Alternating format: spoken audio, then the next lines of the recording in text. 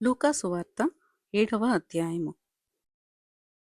ఆయన తన మాటలన్నీయు ప్రజలకు సంపూర్తిగా వినిపించిన తరువాత కపెర్నహూములోనికి వచ్చెను.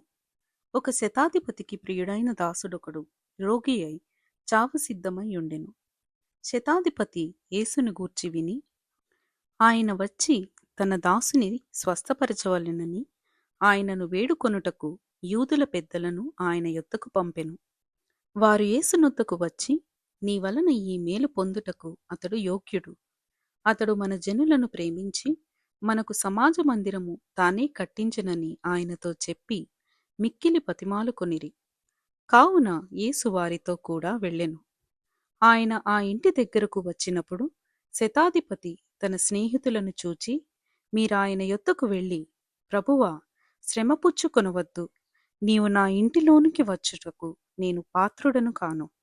అందుచేత నీ యొద్దకు వచ్చుటకు పాత్రుడనని నేను ఎంచుకొనలేదు. అయితే మాట మాత్రము సెలవిమ్ము, అప్పుడు నా దాసుడు స్వస్థపరచబడును. నేను సహా అధికారమునకు లోబడిన వాడను. నా చేతి క్రిందను సైనికులు ఉన్నారు. నేనొకని పొమ్మంటే పోవును, ఒకని రమ్మంటే వచ్చును. నా దాసుని చేయమంటే ఇది చేయునని నేను చెప్పినట్టు ఆయనతో చెప్పుడని వారిని పంపెను. యేసు ఈ మాటలు విని అతనిని గూర్చి ఆశ్చర్యపడి తన వెంట వచ్చుచున్న జనసమూహము వైపు తిరిగి, ఇశ్రాయేలులోనైనను ఇంత గొప్ప విశ్వాసము నేను చూడలేదని మీతో చెప్పుచున్నాననెను. పంపబడిన వారు ఇంటికి తిరిగి వచ్చి ఆ దాసుడు స్వస్థుడై ఉండుట కనుగొనిరి. వెంటనే ఆయన నాయీనను ఒక ఊరికి వెళ్ళుచుండగా ఆయన శిష్యులను బహుజను సమూహమును ఆయనతో కూడా వెళ్ళుచుండిరి. ఆయన ఆ ఊరి గవిని యొద్దకు వచ్చినప్పుడు చనిపోయిన ఒకడు వెలుపలికి మోసుకొని పోబడుచుండెను. అతని తల్లికి అతడొక్కడే కుమారుడు. ఆమె విధవరాలు. ఆ ఊరి జనులు అనేకులు ఆమెతో కూడా ఉండిరి. ప్రభువు ఆమెను చూచి ఆమె యందు కనికరపడి ఏడవవద్దని ఆమెతో చెప్పి దగ్గరకు వచ్చి పాడెను ముట్టగా మోయిచున్నవారు నిలిచిరి. ఆయన, చిన్నవాడా, లెమ్మని నీతో చెప్పుచున్నాననగా ఆ చనిపోయినవాడు లేచి కూర్చుండి మాటలాడసాగెను. ఆయన అతనిని అతని తల్లికి అప్పగించెను. అందరూ భయాక్రాంతులై మనలో గొప్ప ప్రవక్త బయలుదేరియున్నాడనియూ దేవుడు తన ప్రజలకు దర్శనమనుగ్రహించి యున్నాడనియూ దేవుని మహిమపరచిరి. ఆయనను గూర్చిన ఈ సమాచారము యూదయ యందంతటను చుట్టుపట్ల ప్రదేశమందంతటను వ్యాపించెను. యోహాను శిష్యులు ఈ సంగతులన్నీయూ అతనికి తెలియజేసిరి. అంతట యోహాను తన శిష్యులలో ఇద్దరిని పిలిచి, రాబోవు వాడవు నీవేనా? మేము మరి ఒకని కొరకు కనిపెట్టవలెనా అని అడుగుటకు వారిని ప్రభువునొద్దకు పంపెను. ఆ మనుష్యులు ఆయన యొద్దకు వచ్చి, రాబోవు వాడవు నీవేనా, లేక మరి ఒకని కొరకు మేము కనిపెట్టవలెనా అని అడుగుటకు బాప్తిస్మమిచ్చు యోహాను మమ్మును నీ యొద్దకు పంపెనని చెప్పిరి. ఆ గడియలోనే ఆయన రోగములను, బాధలను, అపవిత్రాత్మలను గల అనేకులను స్వస్థపరిచి చాలామంది గ్రుడ్డివారికి చూపు దయచేసెను. అప్పుడు ఆయన, మీరు వెళ్ళి కన్నవాటిని, విన్నవాటిని యోహానుకు తెలుపుడి. గుడ్డివారు చూపు పొందుచున్నారు, కుంటివారు నడుచుచున్నారు, కుష్ఠరోగులు శుద్ధులగుచున్నారు, చెవిటివారు వినుచున్నారు, చనిపోయిన వారు లేపబడుచున్నారు, బీదలకు సువార్త ప్రకటింపబడుచున్నది. నా విషయమై అభ్యంతరపడనివాడు ధన్యుడని వారికి ఉత్తరమిచ్చెను. యోహాను దూతలు వెళ్ళిన తరువాత ఆయన యోహానును గూర్చి జనసమూహములతో ఈలాగు చెప్పసాగెను. మీరేమి చూచుటకు అరణ్యములోనికి వెళ్ళితిరి? గాలికి కదలుచున్న రెల్లునా? మరేమి చూడ వెళ్ళితిరి? సన్నపు బట్టలు ధరించుకొనిన వానినా? ఇదిగో, ప్రశస్త వస్త్రములు ధరించుకొని సుఖముగా జీవించువారు రాజగృహములలో ఉందురు. అయితే మీరేమి చూడ వెళ్ళితిరి? ప్రవక్తనా? అవునుగాని ప్రవక్త కంటే గొప్పవానినని మీతో చెప్పుచున్నాను. ఇదిగో, నేను నా దూతను నీకు ముందుగా పంపుచున్నాను. అతడు నీ ముందర నీ మార్గము సిద్ధపరచును అని ఎవరిని గూర్చి వ్రాయబడినో అతడే ఈ యోహాను. స్త్రీలు కనిన వారిలో యోహాను కంటే గొప్పవాడెవడునూ లేడు. అయినను దేవుని రాజ్యములో అల్పుడైన వాడు అతని కంటే గొప్పవాడని మీతో చెప్పుచున్నాను.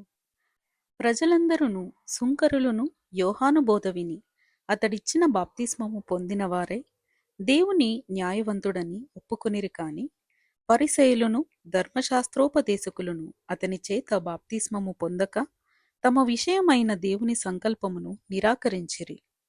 కాబట్టి ఈ తరము మనుషులను నేను దేనితో పోల్చుదును? వారు దేనిని పోలియున్నారు?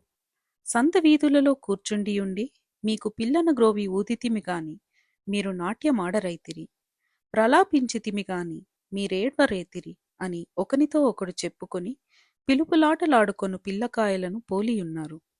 బాప్తిస్మమిచ్చు యోహాను రొట్టె తినకయు ద్రాక్షారసము త్రాగకయు వచ్చెను గనుక వీడు దయ్యము పట్టినవాడని మీరనుచున్నారు. మనుష్య కుమారుడు తినుచును త్రాగుచును వచ్చెను గనుక మీరు ఇదిగో వీడు తిండిపోతును మద్యపానీయు సుంకరులకును పాపులకును స్నేహితుడును అనుచున్నారు. అయినను జ్ఞానము జ్ఞానమని దాని సంబంధులందరినీ బట్టి తీర్పు పొందుననెను. పరిసయ్యులలో ఒకడు తనతో కూడా భోజనము చేయవలెనని ఆయనను అడిగెను. ఆయన ఆ పరిసయ్యుని ఇంటికి వెళ్ళి భోజన పంక్తిని కూర్చుండగా ఆ ఊరిలో ఉన్న పాపాత్మురాలైన ఒక స్త్రీ యేసు పరిసయ్యుని ఇంట భోజనమునకు కూర్చున్నాడని తెలుసుకొని ఒక బుడ్డిలో అత్తరు తీసుకుని వచ్చి వెనుక తట్టు ఆయన పాదముల యొద్ద నిలువబడి ఏడ్చుచు కన్నీళ్లతో ఆయన పాదములను తడిపి తన తలవెంట్రుకలతో తుడిచి ఆయన పాదములను ముద్దు పెట్టుకుని ఆ అత్తరు వాటికి పూసెను. ఆయనను పిలిచిన పరిసయ్యుడు అది చూచి, ఈయన ప్రవక్త అయిన ఎడల తన్ను ముట్టుకొనిన ఈ స్త్రీ ఎవతయో ఎటువంటిదో ఎరిగియుండును, ఇది పాపాత్మురాలు అని తనలో తాననుకొనెను. అందుకు యేసు, సీమోను, నీతో ఒక మాట చెప్పవలెనని ఉన్నానని అతనితో అనగా అతడు, బోధకుడా, చెప్పుమనెను. అప్పుడు యేసు, అప్పు ఇచ్చు ఒకనికి 2 రుణస్థులుండిరి. వారిలో ఒకడు 500 దేనారములను మరి ఒకడు 50 దేనారములను అచ్చియుండిరి. ఆ అప్పు తీర్చుటకు వారి యొద్ద ఏమీయూ లేకపోయెను గనుక అతడు వారిద్దరిని క్షమించెను. కాబట్టి వీరిలో ఎవడు అతని ఎక్కువగా ప్రేమించునో చెప్పుమని అడిగెను. అందుకు సీమోను, అతడెవనికి ఎక్కువ క్షమించెనో వాడే అని నాకు తోచుచున్నదని చెప్పగా ఆయన, నీవు సరిగా యోచించితివని అతనితో చెప్పి ఆ స్త్రీ వైపు తిరిగి సీమోనుతో ఇట్లనెను, ఈ స్త్రీని చూచుచున్నావే, నేను నీ ఇంటిలోనికి రాగా నీవు నా పాదములకు నీళ్ళియ్యలేదు కాని ఈమె తన కన్నీళ్లతో నా పాదములను తడిపి తన తలవెంట్రుకలతో తుడిచెను. నీవు నన్ను ముద్దు పెట్టుకొనలేదు కాని నేను లోపలికి వచ్చినప్పటి నుండి ఈమె నా పాదములు ముద్దు పెట్టుకొనుట మానలేదు. నీవు నూనెతో నా తల అంటలేదు కాని ఈమె నా పాదములకు అత్తరు పూసెను. ఆమె విస్తారముగా ప్రేమించెను గనక ఆమె యొక్క విస్తారమైన పాపములు క్షమించబడినని నీతో చెప్పుచున్నాను. ఎవనికి కొంచెముగా క్షమింపబడునో వాడు కొంచెముగా ప్రేమించునని చెప్పి, నీ పాపములు క్షమింపబడి ఉన్నవి అని ఆమెతో అనెను. అప్పుడు ఆయనతో కూడా భోజన పంక్తిని కూర్చుండిన వారు పాపములు క్షమించుచున్న ఇతడెవడని తమలో తాము అనుకొనసాగిరి. అందుకాయన, నీ విశ్వాసము నిన్ను రక్షించెను, సమాధానము గలదానవై వెళ్ళుమని ఆ స్త్రీతో చెప్పెను. 8వ అధ్యాయము. వెంటనే ఆయన దేవుని రాజ్య సువార్తను తెలుపుచు ప్రకటించుచు ప్రతి పట్టణములోనూ ప్రతి గ్రామములోనూ సంచారము చేయుచుండగా 12 మంది శిష్యులను, అపవిత్రాత్ములను, వ్యాధులను పోగొట్టబడిన కొందరు స్త్రీలను, అనగా 7 దయ్యములు వదిలిపోయిన మగ్దలేనే అనబడిన మరియయు, హేరోదు యొక్క గృహ నిర్వాహకుడగు కూజా భార్యయగు యోహన్నయు, సూజన్నయు ఆయనతో కూడా ఉండిరి. వీరును ఇతరులనేకులను తమకు కలిగిన ఆస్తితో వారికి ఉపచారము చేయుచూ వచ్చిరి. బహుజన సమూహము కూడి ప్రతి పట్టణము నుండి ఆయన యొద్దకు వచ్చుచుండగా ఆయన ఉపమాన రీతిగా ఇట్లనెను, విత్తువాడు తన విత్తనములు విత్తుటకు బయలుదేరెను. అతడు విత్తుచుండగా కొన్ని విత్తనములు త్రోవ పక్కను పడి త్రొక్కబడెను గనుక ఆకాశ పక్షులు వాటిని మృంగివేసెను.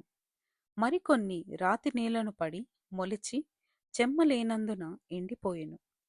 మరికొన్ని ముండ్ల పొదల నడుమ పడెను. ముండ్ల పొదలు వాటితో మొలచి వాటిని అణిచివేసెను. మరికొన్ని మంచి నేలను పడెను. అవి మొలచి నూరంతలుగా ఫలించిననెను. ఈ మాటలు పలుకుచు వినుటకు చెవులు గలవాడు వినుగాక అని బిగ్గరగా చెప్పెను.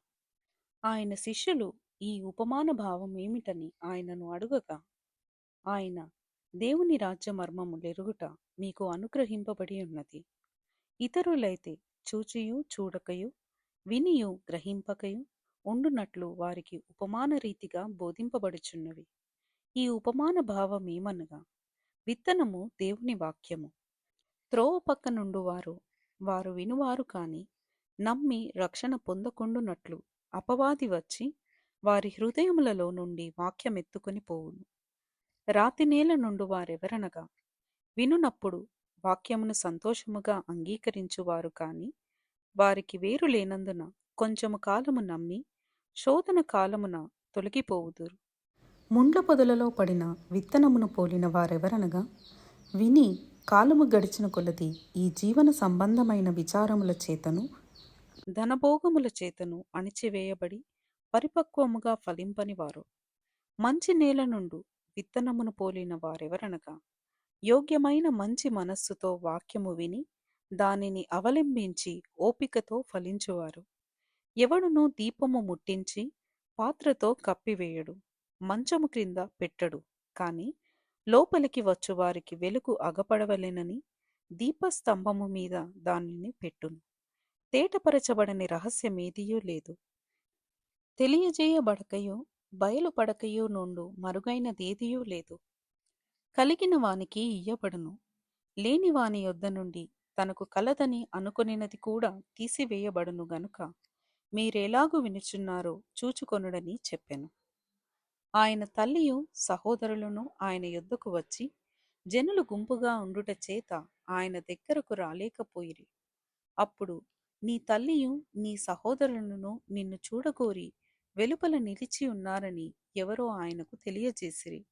అందుకాయన, దేవుని వాక్యము విని దాని ప్రకారము జరిగించు వీరే నా తల్లియు నా సహోదరులను నని వారితో చెప్పెను.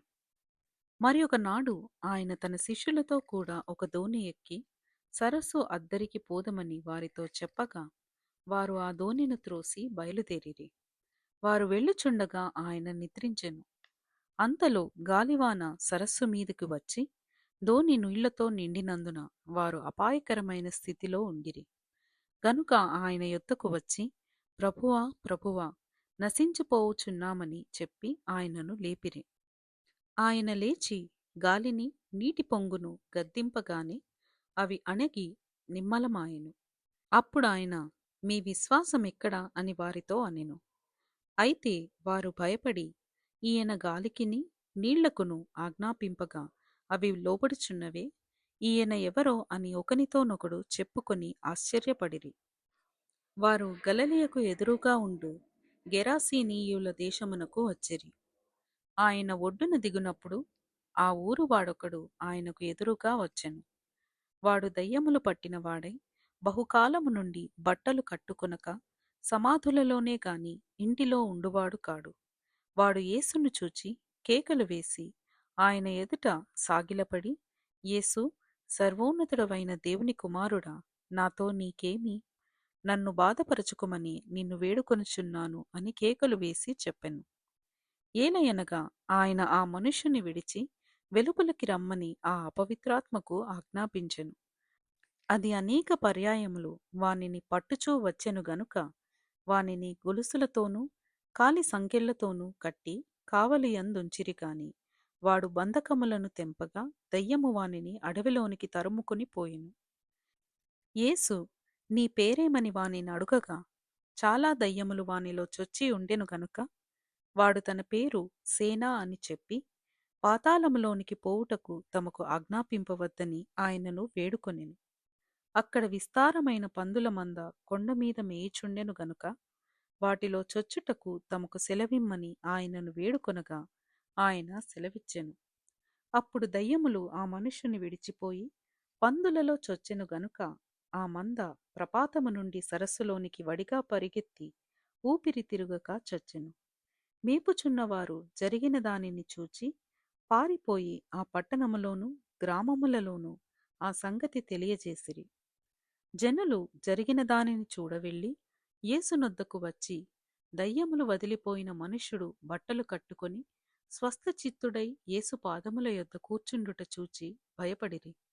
అది చూచిన వారు దయ్యములు పట్టిన వాడేలాగు స్వస్థత పొందెనో జనులకు తెలియజేయగా, గెరాసీనీయుల ప్రాంతములలో నుండు జనులందరూ బహు భయాక్రాంతులైరి కనుక తమ్మును విడిచిపొమ్మని ఆయనను వేడుకొనిరి. ఆయన దోణి ఎక్కి తిరిగి వెళ్ళుచుండగా దయ్యములు వదిలిపోయిన మనుష్యుడు ఆయనతో కూడా తన్ను ఉండనిమ్మని ఆయనను వేడుకొనెను. అయితే ఆయన, నీవు నీ ఇంటికి తిరిగి వెళ్ళి దేవుడు నీకెట్టి గొప్ప కార్యములు చేసెనో తెలియజేయమని వానితో చెప్పి వానిని పంపివేసెను. వాడు వెళ్ళి యేసు తనకెట్టి గొప్ప కార్యములు చేసెనో ఆ పట్టణమందంతటా ప్రకటించెను. జనసమూహము ఆయన కొరకు ఎదురుచూచుచుండెను కనుక యేసు తిరిగి వచ్చినప్పుడు వారు ఆయనను చేర్చుకొనిరి. అంతటా ఇదిగో, సమాజ మందిరపు అధికారి అయిన యాయీరు అను ఒకడు వచ్చి యేసు పాదముల మీద పడి, ఇంచుమించు 12 ఈడుగల తన ఒక్కతే కుమార్తె చావ సిద్ధముగా ఉన్నది కనుక తన ఇంటికి రమ్మని ఆయనను బతిమాలుకొనెను. ఆయన వెళ్ళుచుండగా జనసమూహములు ఆయన మీద పడుచుండిరి. అప్పుడు 12 నుండి రక్తస్రావ రోగము గల ఒక స్త్రీ ఎవని చేత స్వస్థత నొందనిదై ఆయన వెనుకకు వచ్చి ఆయన వస్త్రపు చెంగును ముట్టెను. వెంటనే ఆమె రక్తస్రావము నిలిచిపోయెను. నన్ను ముట్టినది ఎవరని యేసు అడుగగా అందరును మేమెరుగమన్నప్పుడు పేతురు, ఏలినవాడా, జనసమూహములు కిక్కిరిసి నీ మీద పడుచున్నారనగా యేసు, ఎవడో నన్ను ముట్టెను, ప్రభావము నాలో నుండి వెడలిపోయినదని నాకు తెలిసినదనెను. తాను మరుగై ఉండలేదని ఆ స్త్రీ చూచి వణకుచు వచ్చి ఆయన ఎదుట సాగిలపడి తాను ఎందు నిమిత్తము ఆయనను ముట్టెనో వెంటనే తాను ఎలాగూ స్వస్థపడెనో ఆ సంగతి ప్రజలందరి ఎదుట తెలియజెప్పెను. అందుకాయన, కుమారి, నీ విశ్వాసము నిన్ను స్వస్థపరిచెను, సమాధానము గలదానవై పొమ్మని ఆమెతో చెప్పెను. ఆయన ఇంకనూ మాటలాడుచుండగా సమాజ మందిరపు అధికారి ఇంట నుండి ఒకడు వచ్చి, నీ కుమార్తె చనిపోయినది, బోధకుని శ్రమపెట్టవద్దని అతనితో చెప్పెను. యేసు ఆ మాట విని, భయపడవద్దు, నమ్మిక మాత్రముంచుము, ఆమె స్వస్థపరచబడునని అతనితో చెప్పి ఇంటికి వచ్చినప్పుడు పేతురు, యోహాను, యాకోబు అను వారిని, ఆ చిన్నదాని తల్లిదండ్రులను తప్ప మరెవరిని ఆయన లోపలికి రానియ్యలేదు. అందరును ఆమె నిమిత్తమై ఏడ్చుచు రొమ్ము కొట్టుకొనుచుండగా ఆయన వారితో, ఏడ్వవద్దు, ఆమె నిద్రించుచున్నదే కాని చనిపోలేదని చెప్పెను. ఆమె చనిపోయినని వారెరిగి ఆయనను అపహసించిరి. అయితే ఆయన ఆమె చెయ్యి పట్టుకొని, చిన్నదానా, లెమ్మని చెప్పగా ఆమె ప్రాణము తిరిగి వచ్చెను గనక వెంటనే ఆమె లేచెను. అప్పుడు ఆయన ఆమెకి భోజనము పెట్టుడని ఆజ్ఞాపించెను. ఆమె తల్లిదండ్రులు విస్మయము నొందిరి. అంతటా ఆయన జరిగినది ఎవనితోనూ చెప్పవద్దని వారికి ఆజ్ఞాపించెను.